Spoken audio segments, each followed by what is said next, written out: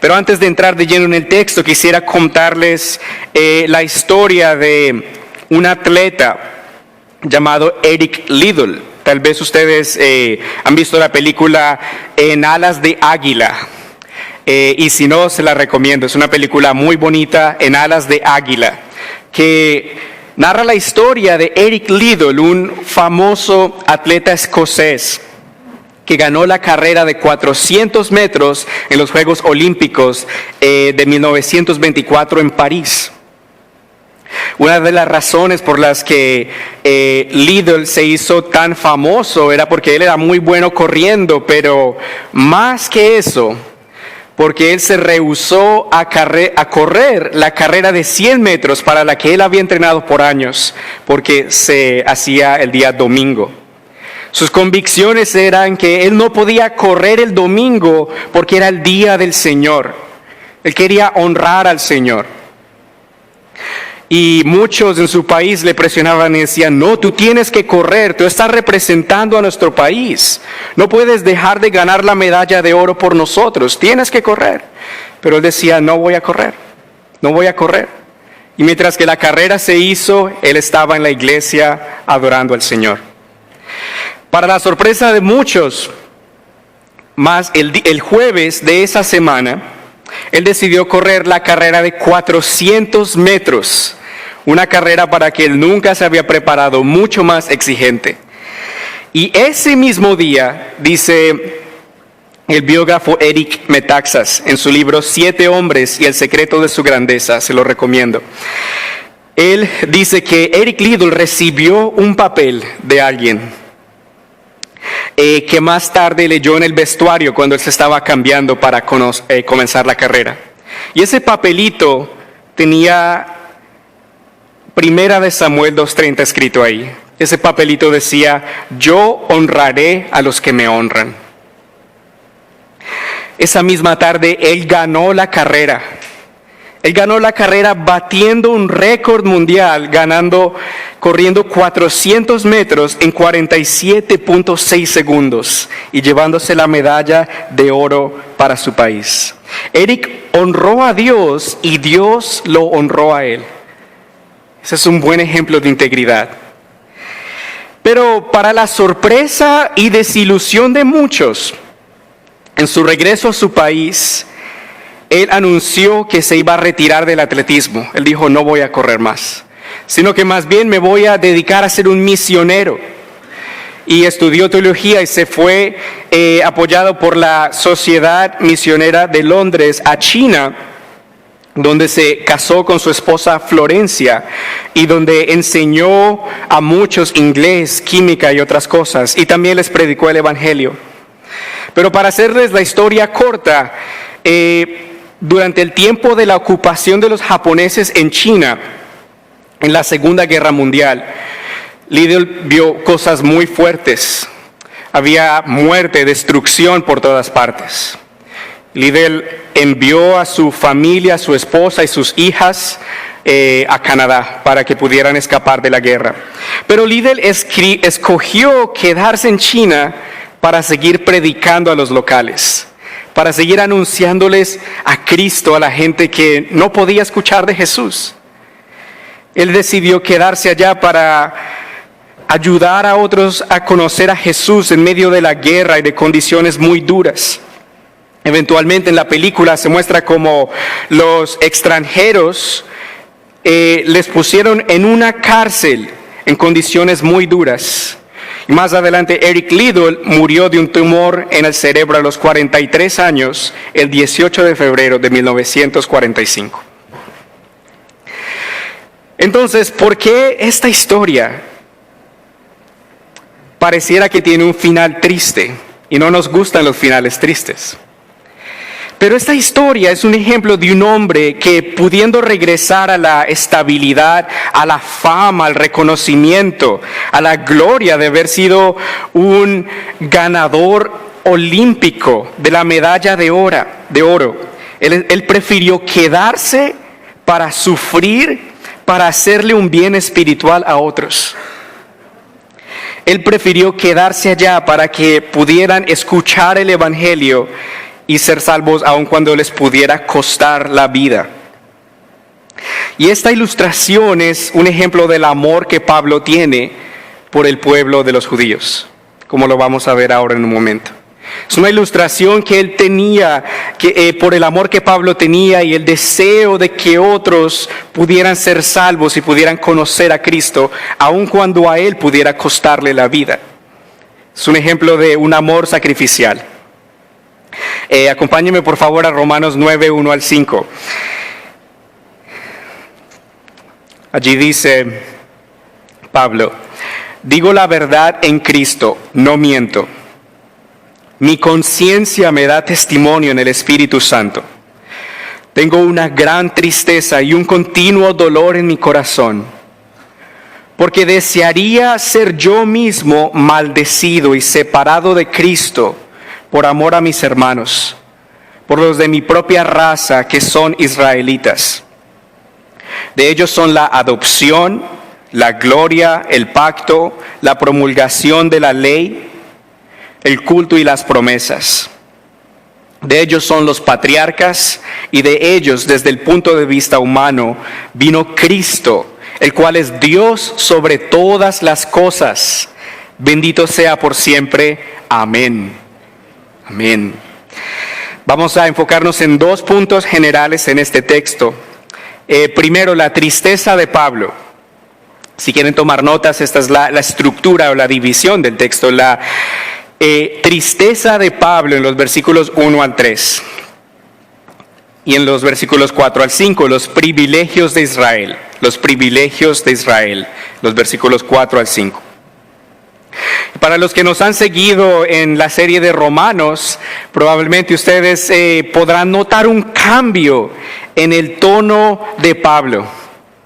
El capítulo 8 termina con Pablo diciendo en el versículo 38, por lo cual estoy seguro de que ni la muerte, ni la vida, ni los ángeles, ni los principados, ni las potestades, ni lo presente, ni lo porvenir, ni lo alto, ni lo profundo, ni ninguna otra cosa creada nos podrá separar del amor que Dios nos ha mostrado en Cristo Jesús nuestro Señor. Este es el punto de éxtasis y el clímax en el que nosotros sentimos esa victoria y ese gozo al leer esto, de saber que nada puede separarnos del amor de Cristo. De que puede venir lo que sea, la dificultad que sea, pero nada va a poder separarnos del amor de Dios en Cristo Jesús nuestro Señor. Pero ahora el tono en la carta de Pablo es solemne. Él nos habla de una continua tristeza y de un continuo dolor por la incredulidad de Israel. Si ustedes leen, por ejemplo, el libro de Hechos, al final del libro de Hechos, termina con Pablo yendo a Jerusalén, a Roma, y hablando con los judíos en Roma y predicándoles el evangelio. Porque Pablo siempre iba a las sinagogas, predicaba primero a los judíos y después iba a los gentiles. Pero termina con que muchos de los judíos rechazan el evangelio. Y Pablo más bien dice, me iré a los gentiles, ellos sí escucharán. Pero Pablo, este apóstol que en Filipenses 4:4 decía, regocíjense en el Señor. Otra vez les digo, regocíjense. Este apóstol también tenía una profunda tristeza en su corazón, una preocupación por los de su pueblo. Y en los capítulos 9 al 11, como hemos dicho, Pablo va a abordar el tema de la salvación de Israel. Cómo trata Dios con el pueblo étnico de Israel. Y cómo Dios escoge a algunos para creer y a otros no. Vamos a ver en los primeros versículos, vamos a leer Romanos 1, 9, 1 al 2. Allí dice, digo la verdad en Cristo, no miento. Mi conciencia me da testimonio en el Espíritu Santo. Tengo una gran tristeza y un continuo dolor en mi corazón, porque desearía ser yo mismo maldecido y separado de Cristo por amor a mis hermanos, por los de mi propia raza que son israelitas. En estos primeros versículos, hablando ya de la tristeza de Pablo, podemos ver que Pablo está hablando con el corazón en la mano. ¿Te ha pasado que alguna vez tú te estás desahogando con tu mamá o con tu papá o con tu esposo, tu esposa o con algún ser querido y tú les hablas con el corazón en la mano? Tú le estás hablando con sinceridad. Tú le estás hablando desde lo más profundo que hay en tu corazón. Y así nos está hablando Pablo. Pablo nos está diciendo, les estoy hablando con toda mi sinceridad. Digo la verdad en Cristo, no miento. Pablo nos está diciendo cuando él dice que habla la verdad en Cristo, que Cristo es testigo de que él está diciendo la verdad. Que él está en Cristo y Cristo, que conoce y ve todas las cosas, puede dar testimonio de que él no está mintiendo, de que él está diciendo la verdad acerca de lo que siente. Y su conciencia le da testimonio en el Espíritu Santo. La conciencia, hermanos, es la capacidad que Dios nos da de de distinguir entre el bien y el mal. Y esa conciencia que tenemos, Dios es moldeada por nuestro ambiente, por nuestra educación, por las tradiciones, pero la conciencia de Pablo está moldeada por la palabra de Dios y está guiada por el Espíritu Santo. Y por eso Pablo puede decir que su conciencia está limpia. Su conciencia le da testimonio en el Espíritu Santo de que él está diciendo la verdad, de que él no está mintiendo. De que él siente en realidad, genuinamente, un interés, una preocupación por el pueblo de los judíos. Siente una gran tristeza y un continuo dolor en su corazón. Porque Pablo sabía que muchos de los judíos habían rechazado el Evangelio. Eso lo podemos ver, por ejemplo, en el versículo 3, cuando él dice, porque desearía ser yo mismo maldecido y separado de Cristo, por amor a mis hermanos. Él sabía que todo aquel que no ama a Cristo está en esta condición, es maldecido y separado de Cristo. Por ejemplo, en 1 Corintios capítulo 16, al final Pablo dice en el versículo 21, yo Pablo les escribo este saludo de mi puño y letra. Si alguno no ama al Señor, quede bajo maldición. El Señor viene. Si alguien no ama a Cristo, no tiene esperanza de ser salvado. No hay reconciliación con Dios si no hay amor por Cristo. Y ese amor por Cristo es lo que Dios da a los creyentes, a los que por gracia Él ha escogido para creer en Jesucristo.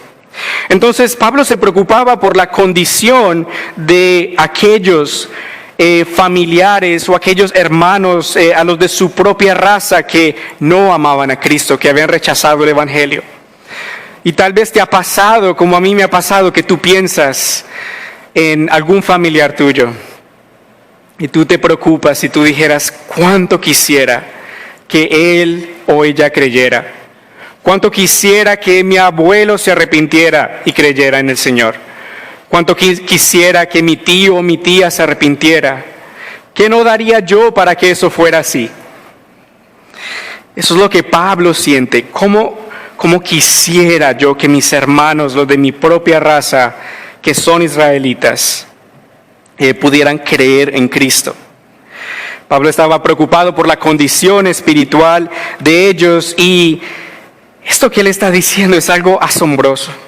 ¿Estarías tú dispuesto, si fuera posible, porque Pablo sabe que no es posible que él muera por alguien más, pero si fuera posible, ¿estarías tú dispuesto a ser maldecido y separado de Cristo por el bien espiritual de otra persona para que otros puedan ser salvos? ¿Para que los de tu familia puedan ser salvos? Esto es algo asombroso que él está diciendo, ¿verdad? Está diciendo, yo desearía, si pudiera ser yo mismo maldecido y separado de Cristo por amor a mis hermanos, por los de mi propia raza. Este es un amor profundo. Este es un amor en el que Pablo ama a estas personas y quisiera que pudieran ser salvos. Tal como Eric Liddell también amó a estas personas hasta estar dispuesto a dar su vida por ellos en un lugar hostil y difícil. Pero ahora quisiera que hagamos un pequeño paréntesis y recordemos que la iglesia en Roma estaba compuesta de creyentes étnicamente judíos, descendientes según la carne de Abraham, y también estaba compuesta de no judíos. Esto que ellos estaban leyendo hasta el momento en la carta, probablemente les hacía pensar en su abuelita que estaba en Jerusalén. Alguno de ellos pudiera pensar, ¿y qué será de mi mamá en Jerusalén, que todavía no ha creído en Cristo? ¿Qué será de mi papá, que es miembro del Sanedrín y no tiene esperanza sin Cristo? ¿Qué será de ellos? ¿Qué será del futuro de Israel como nación? ¿Qué será del futuro de los judíos? Tal vez otros pudieran preguntarse mientras que se leía la carta, si el Evangelio de Dios es el poder para la salvación de todo aquel que cree, en primer lugar para los judíos y también para los que no lo son, ¿por qué tantos de los judíos no han creído? ¿Será que algo falló en el Evangelio y por eso no tuvo el efecto que se esperaba en los judíos? ¿Son estas buenas nuevas para los gentiles y no para los judíos? ¿O será que Dios se cansó y desechó a los judíos en favor de los gentiles? Las respuestas a estas preguntas las vamos a encontrar en la elección de Dios por un remanente, un pueblo de toda tribu, lengua y nación que incluye a judíos y a no judíos. Ya vamos a ver eso en un momento, pero quisiera primero aclarar a quién nos referimos como judíos. Quiero referirme más específicamente al grupo étnico de los israelitas. ¿Quiénes son los israelitas de quien Pablo habla en el versículo 4? Los israelitas son los descendientes de Abraham, según la carne. Dios escogió a un hombre, Abraham, para que por medio de él Dios creara una nación que iba a ser tan numerosa como la arena del mar y las estrellas del cielo. Y es la nación que Dios escogió con el propósito de usarlos como un reino de sacerdotes para que ellos dieran a conocer a Dios a las naciones. Y para que de esa nación de Israel viniera el Mesías, el Salvador del mundo, quien es nuestro Señor Jesucristo. Es un grupo étnico también de personas que Dios en su misericordia ha preservado a pesar de muchas dificultades. Los ha preservado hasta el día de hoy en su misericordia.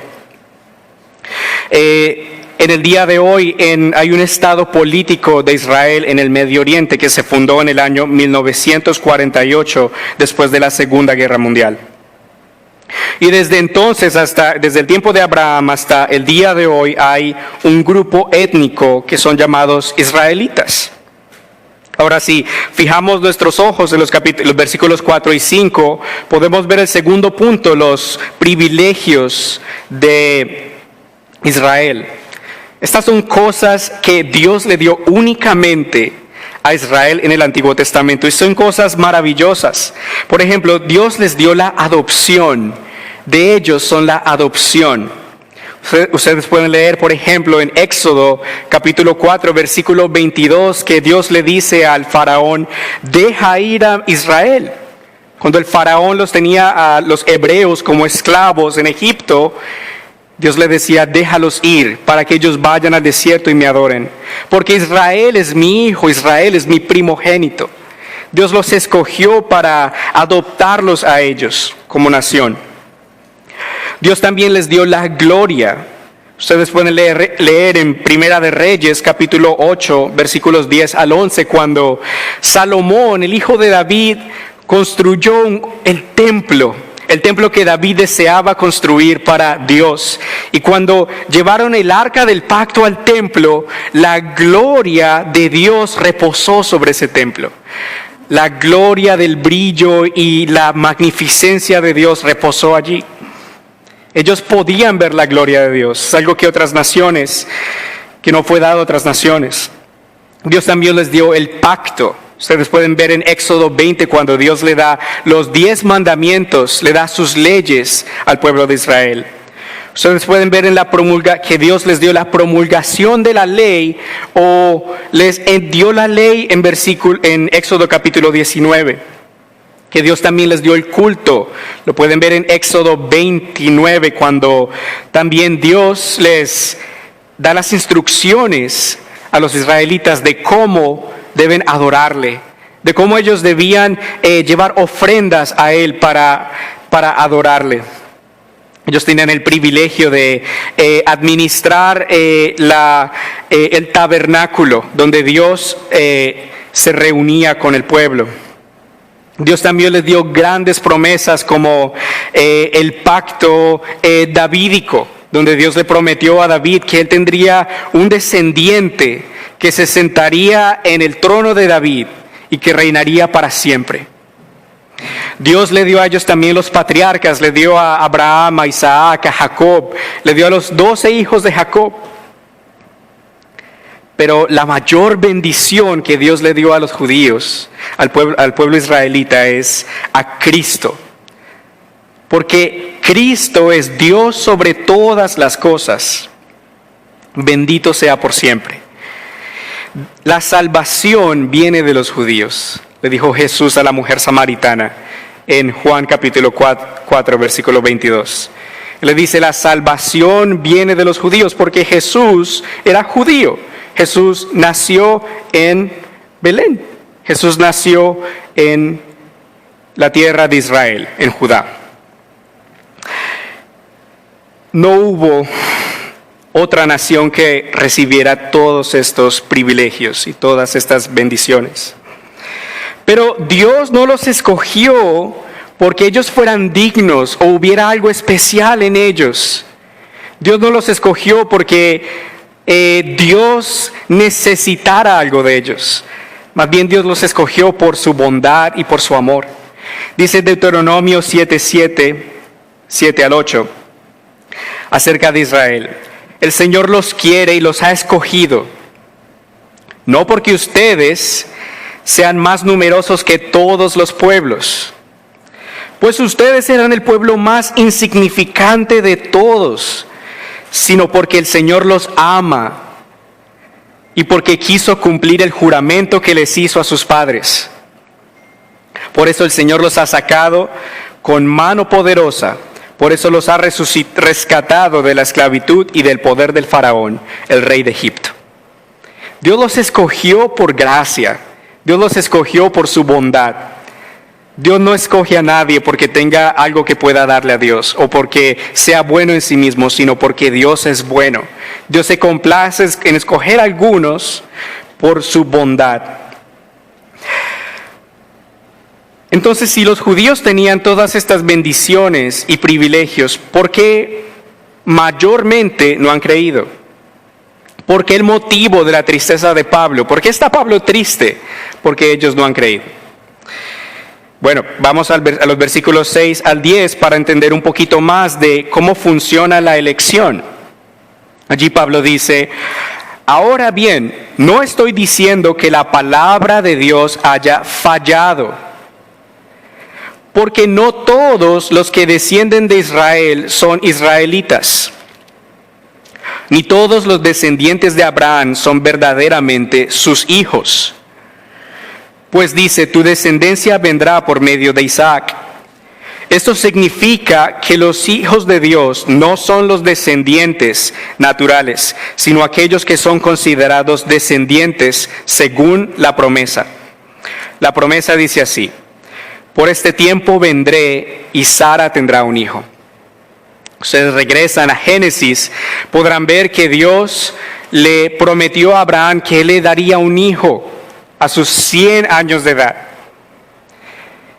Y el texto dice que Dios le creyó a Abraham y que Dios se lo tomó en cuenta como justicia.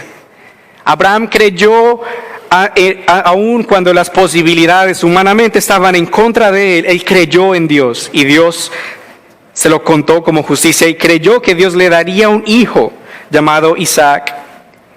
Es decir que también los hijos de Dios son los hijos de la promesa, son los hijos que tienen fe La fe dada por Dios a los creyentes en el Hijo de Dios, quien vendría a morir por nuestros pecados y a resucitar de entre los muertos.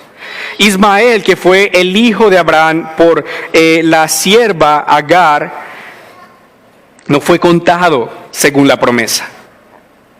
Porque esa concepción de Abraham con Agar no fue por la fe, no fue por la confianza en la promesa de Dios, sino porque Sara quiso tomar las cosas en sus propias manos.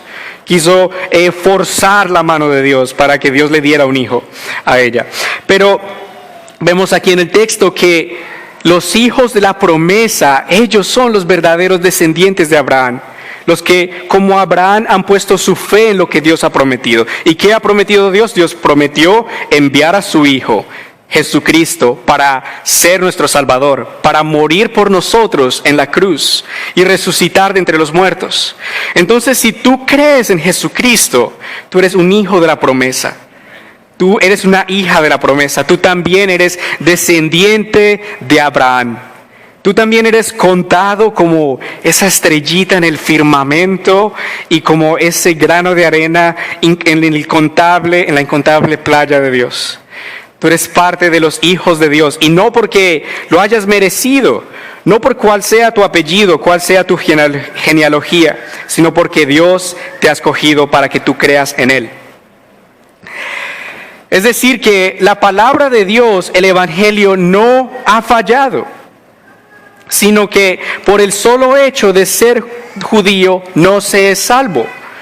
No por el apellido que tú tengas, tu reputación, tu descendencia o cuántas buenas obras tú hagas, alguien puede ser un hijo de Dios. Solo si tú confías en la promesa de Dios de que Jesús murió por tus pecados y resucitó, es que tú puedes ser contado como un hijo de Dios.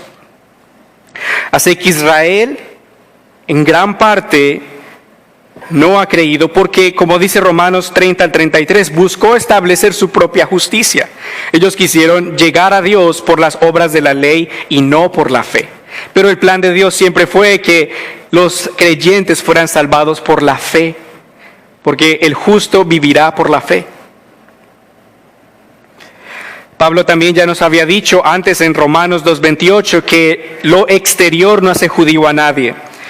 Y estar circuncidado no es una señal externa solamente. El verdadero judío lo es en su interior. Y la circuncisión no es la literal, sino la espiritual, la del corazón. El que es judío de esta manera es aprobado, no por los hombres, sino por Dios. A Dios le importa más lo que hay en nosotros, en nuestro corazón. Si hemos puesto nuestra fe en Jesucristo o no. Ese es el único medio por el que Él salva, la cruz. Pablo sigue diciendo en Romanos 10, 9, 10 al 16. Por favor, lean conmigo. Y no solo esto, también sucedió cuando Rebeca concibió de un solo hombre, de nuestro antepasado Isaac. Aunque sus hijos todavía no habían nacido, ni habían hecho algo bueno o malo.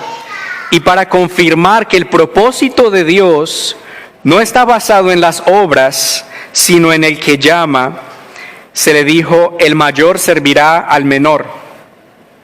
Entonces, ¿qué diremos? ¿Que Dios es injusto? De ninguna manera. Porque Dios dijo a Moisés, tendré misericordia del que yo quiera y me compadeceré del que yo quiera. Así pues, no depende de que el hombre quiera o se esfuerce, sino de que Dios tenga misericordia. Es Dios quien escoge a quien darle misericordia. Dios a todos nos debe dar justicia, nos debe dar lo que nos merecemos. Y lo que nos merecemos bíblicamente es la muerte, porque la paga del pecado es la muerte. Pero la dádiva de Dios es vida eterna en Cristo Jesús, nuestro Señor. A algunos Dios escoge darles misericordia. Y la misericordia es no darte lo que te mereces. Pero la gracia de Dios es darte lo que no te mereces. Algunos, Dios se complace en darles su amor, su bondad, en adoptarles como hijos de Dios, en perdonarles sus pecados. Y nadie puede reprochar que eso es injusto, porque lo justo es darle su merecido a cada persona, que es lo que nos merecemos por nuestro pecado. Pero Dios en su amor escoge a algunos perdonarnos y salvarnos y acogernos en su familia y hacernos hijos de Dios inmerecidamente. Dios tiene misericordia de quien Él la quiera tener. Por eso algunos de entre los judíos son salvos, pero algunos no, porque Dios tiene misericordia de quien Él quiere tener misericordia. Porque no depende de que el hombre quiera o se esfuerce, sino de Dios que tenga misericordia. Entonces es Dios quien escoge para salvación a aquellos que han de creer y a aquellos que no. Y de esto trata la doctrina de elección. Quisiera darles una definición del teólogo Wayne Grudem, que me parece útil acerca de la elección. Pueden tomar nota. La elección es un acto de Dios antes de la creación, en el que Él escoge a algunas personas para ser salvas, no por ningún mérito futuro que Él pueda ver en ellos, sino por su bondad soberana. La elección es un acto de Dios antes de la creación, en el que Él escoge a algunas personas para ser salvas, no por ningún mérito futuro que Él pueda ver en ellos, pero solo por su bondad soberana. Es decir, que no es como que Dios mira a través del tiempo y Él dice, Él va a creer, yo creo que al alguien predicarle el evangelio a Él va a poner su fe. Él va a tener el suficiente valor o suficiente discernimiento para entender que es un pecador y yo lo voy a escoger porque Él va a creer en mí. Más bien es Dios quien desde antes de la creación del mundo te escoge por amor. Porque Dios ya sabía que desde antes de la fundación del mundo, Dios ya sabía desde antes de la fundación del mundo que nosotros íbamos a estar muertos en nuestros delitos y pecados, que no íbamos a tener absolutamente nada que ofrecerle a Dios. Pero Dios aún así te escogió a ti y te escogió a ti y te conocía desde antes de que tus padres se hubieran juntado. Y te escogió por amor, porque quiso darte su amor en Cristo, porque quiso permitirte creer para que tú seas salvo o salva por su gracia, no por nada que nosotros hayamos hecho. Entonces es Dios quien escoge quién es salvo de entre los judíos y de entre los no judíos. Ahora, ¿significa esto que Dios ha desechado a Israel?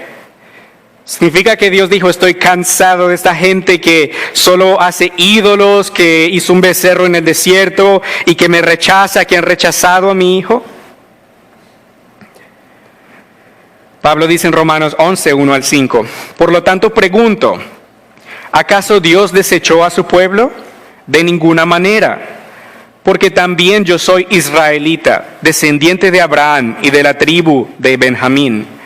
Dios no desechó a su pueblo, al cual conoció desde un principio. ¿No saben ustedes lo que dice la Escritura acerca de Elías, de cómo invocó a Dios contra Israel cuando dijo, Señor, han dado muerte a tus profetas y han derribado tus altares?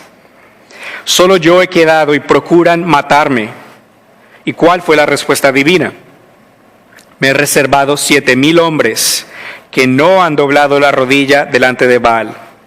De la misma manera, aún en este tiempo ha quedado un remanente escogido por gracia. Entonces Dios no ha desechado a Israel, sino que más bien dentro de Israel Él tiene un remanente. Como también Él tiene un remanente, un pueblo de cada tribu, lengua y nación. Apocalipsis 5:9 nos dice que Jesús tiene un pueblo de toda tribu, de toda lengua y de toda nación.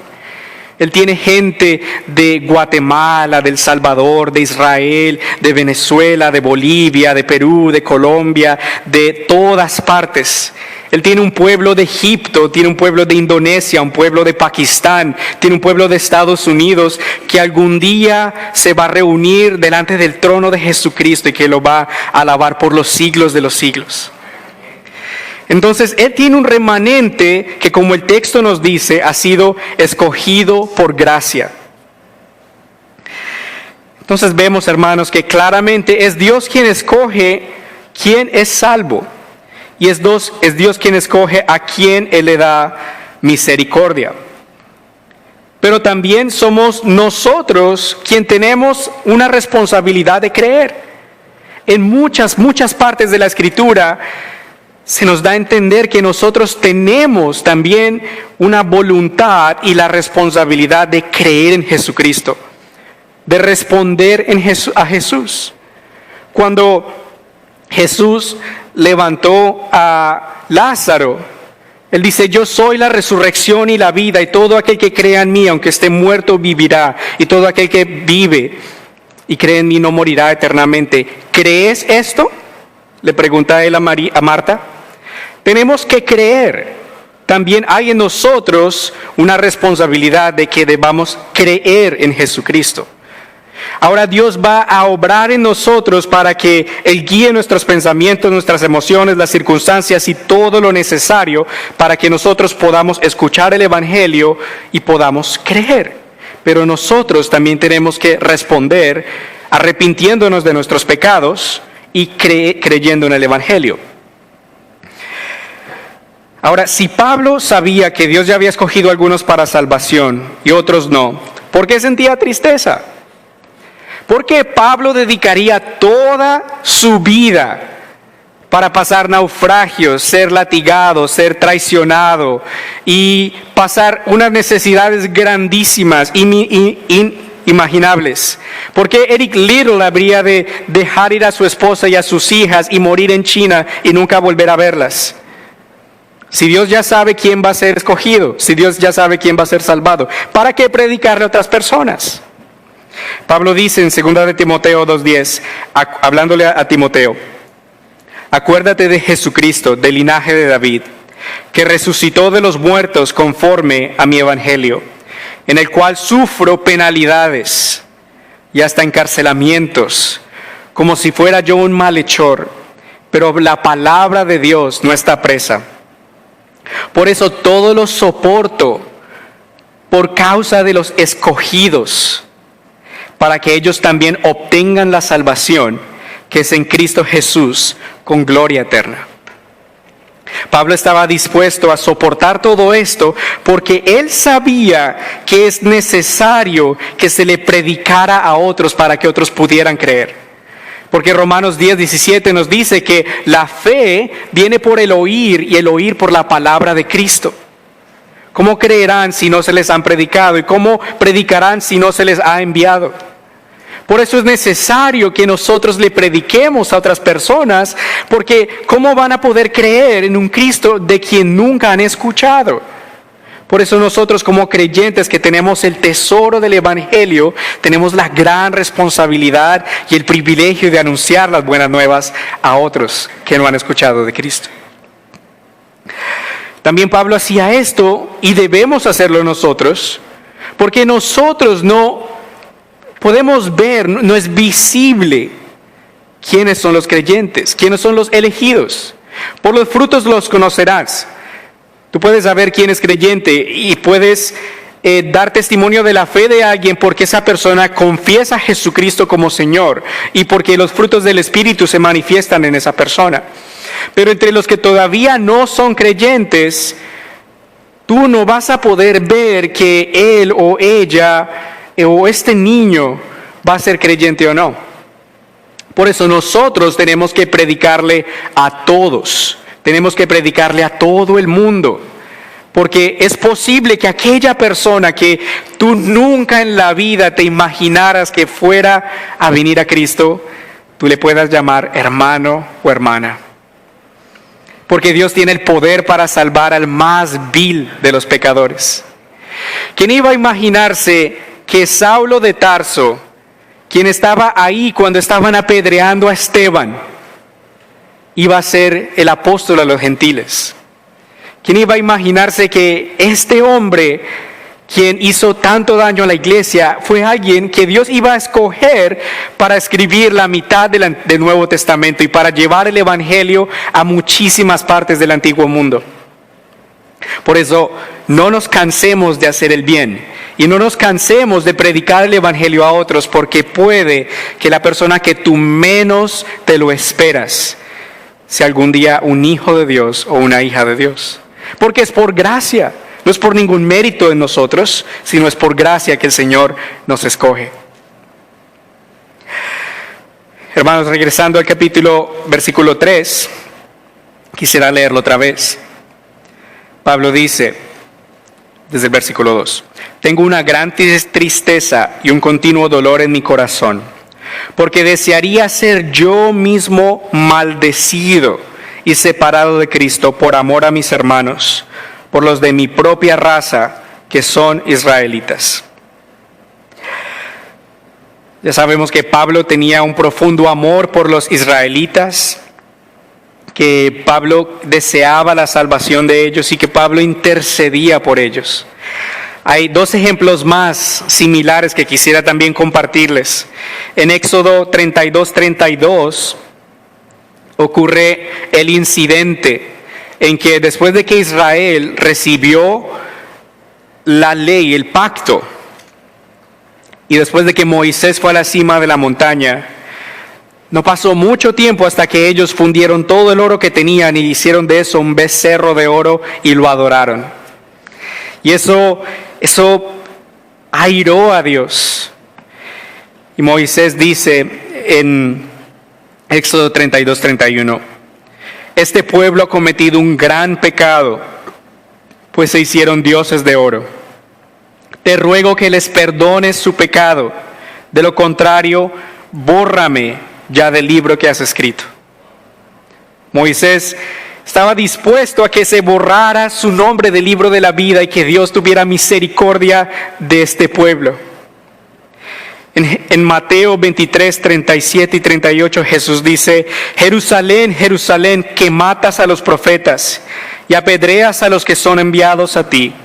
¿Cuántas veces quise juntar a tus hijos, como junta la gallina sus polluelos debajo de sus alas, y no quisiste? Mira cuán desolada se queda la casa de ustedes.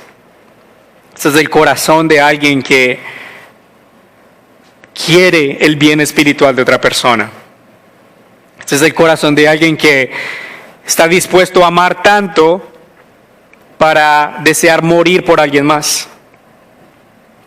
Pero Pablo sabe que a pesar de que él lo quisiera y si fuera posible, él estaría dispuesto a hacerlo. Él sabe que no puede morir por el mundo.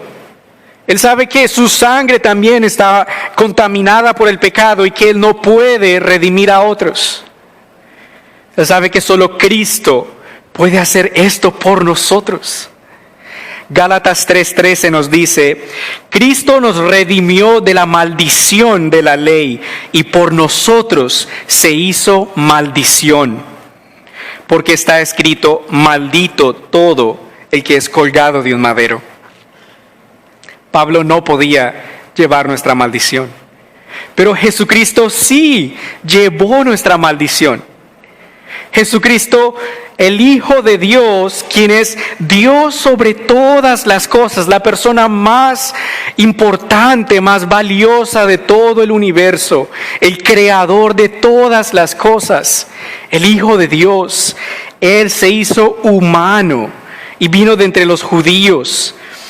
Y Él, siendo inocente, perfecto, Él es el Cordero de Dios que quita el pecado del mundo. Él se hizo hombre y vivió una vida perfecta sin pecado alguno. Él nunca pensó nada malo. Él amó a Dios con todo su corazón, con todo su ser. Amó a su prójimo. Cumplió cada detalle de la ley. Y estuvo dispuesto a morir por los elegidos de Dios. Él tomó la cruz. Y en la cruz, Él sufrió la maldición de la ley. Toda la ira que Dios tenía en contra de nuestro pecado fue puesta sobre Jesús en la cruz. Toda la ira que Dios tenía en contra de nuestros pecados pasados, presentes y futuros, fueron puestos sobre el Hijo de Dios, quien nos redimió, nos libertó al precio de su sangre de la maldición de la ley, convirtiéndose en Él una maldición por nosotros, porque Él colgó de un madero. Lo que Pablo no podía hacer, lo que Eric Liddell no podía hacer aún con sus mejores intenciones. Jesús sí lo hizo por nosotros. Jesús sí fue colgado en una cruz y derramó su sangre. Y hoy vamos a celebrar que Jesús murió por nosotros, dio su sangre, fue sepultado, pero al tercer día resucitó de entre los muertos y es victorioso sobre el pecado, sobre la muerte, sobre el diablo, sobre el mundo y sobre todas las cosas. Y nos ha escogido para vida eterna. Cristo murió por los elegidos de Dios. Cristo no murió por todo el mundo, sino que murió por aquellos que Él ha escogido desde antes de la fundación del mundo, por los que ponen su fe en el Hijo de Dios. ¿Has puesto tú tu fe en Jesucristo? ¿Has tú reconocido que eres un hombre o mujer pecador o pecadora y que necesitas de un Salvador? Que no hay nada que tú puedas hacer para merecer la bondad de Dios para ti. ¿Has reconocido que has quebrantado los mandamientos de Dios y que por tus propios esfuerzos no puedes ir al cielo? ¿Y has reconocido que hay uno que sí tomó tu lugar en la cruz y que vive por siempre y que te salva? Si no has puesto tu fe en Jesucristo, queremos animarte a que hoy tú puedas creer en Él, que no endurezcas tu corazón, sino que más bien pongas tu fe en Él, en el Salvador. ¿Por qué ser separado de Cristo y maldecido, cuando puedes ser bendito y unido a Cristo? Cuando puedes tener una relación de papá e hijo con el Creador de los cielos y la tierra por medio de la fe en el Hijo de Dios. Cree en Jesucristo. Dios no se complace en enviar a la gente al infierno. Dios no se complace en la perdición de los pecadores.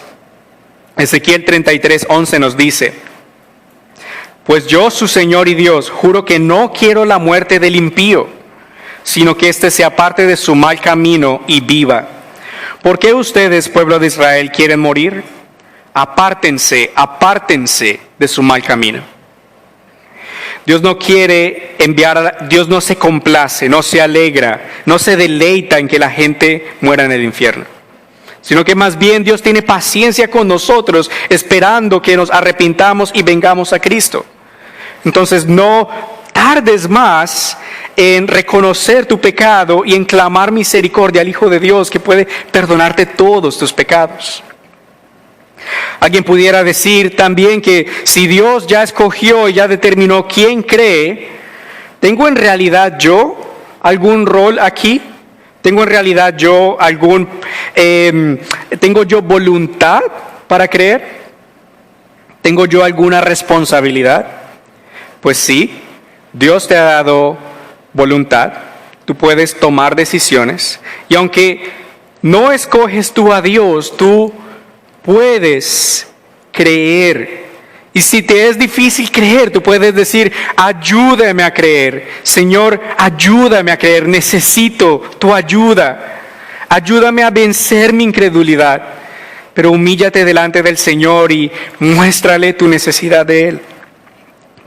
En Hechos 17, 30 y 31 dice: Dios, que ha pasado por alto estos tiempos de ignorancia, ahora quiere que todos en todas partes se arrepientan. Porque Él ha establecido un día en que por medio de aquel varón que escogió y que resucitó de los muertos, juzgará al mundo con justicia. Todos sí tenemos una responsabilidad. Sí tenemos una responsabilidad de responder con fe y arrepentimiento al Evangelio. Entonces no te quedes con tu pecado, sino que más bien confiesa tu pecado y ven al Señor Jesucristo. Romanos 10:9 dice que si confiesas con tu boca que Jesús es el Señor y crees en tu corazón que Dios lo levantó de los muertos, serás salvo. Cree el Evangelio. Cree que Él murió por tus pecados y resucitó, y arrepiéntete de tu pecado. Puedes tener gozo de que Él da salvación a todo aquel que cree. Y quisiera finalizar, hermanos, con algunas aplicaciones para los creyentes, para los que han puesto su fe en Jesús, se han arrepentido de sus pecados y viven una vida de arrepentimiento y fe. Hermanos y hermanas, el ejemplo de Pablo y su amor por sus hermanos judíos en estar dispuesto a morir por la salvación de otros debe servirnos a nosotros también como ejemplo y debe hacernos reflexionar. ¿Amamos nosotros a nuestro prójimo lo suficiente para estar dispuestos a estar separados de Cristo por ellos con tal de que ellos sean salvos? ¿Estás dispuesto a predicar el Evangelio a gente que tienes al lado en tu día a día, sabiendo que sin Cristo no tienen esperanza y están bajo la ira de Dios? Recordemos que 1 Corintios 9:16 dice, Pablo dice, pues si anuncio el Evangelio no tengo por qué jactarme, porque esa es mi misión insoslayable. Ay de mí si no predico el Evangelio. Pablo sabía que su misión es predicar el Evangelio. Y si Dios te ha escogido a ti para que tú creas y para que tú seas salvado, y tú tienes ahora el tesoro del Evangelio en ti, no te lo quedes, sino que compárteselo a alguien más, predícale a alguien más las buenas nuevas. Que no sean nuestras vidas malgastadas en buscar fama, gloria y prosperidad en este lado de la eternidad, sino más bien como Eric Liddell estemos dispuestos a correr riesgos, aun cuando nos puedan costar la vida, con tal de que otros puedan ser salvos. Quiero preguntarnos, ¿por quién sientes tú una gran tristeza y un continuo dolor en tu corazón? ¿A quién puedes tú llamar y alcanzar con el Evangelio esta semana y tal vez hoy mismo? Puede ser tu mamá, puede ser tu papá, puede ser tu hijo, puede ser tu hija, puede ser el vecino, puede ser tu jefe. ¿A quién le puedes predicar el Evangelio? ¿Por quién sientes tú una gran tristeza y continuo dolor? Y ahora, hermanos, también quiero que nos animemos.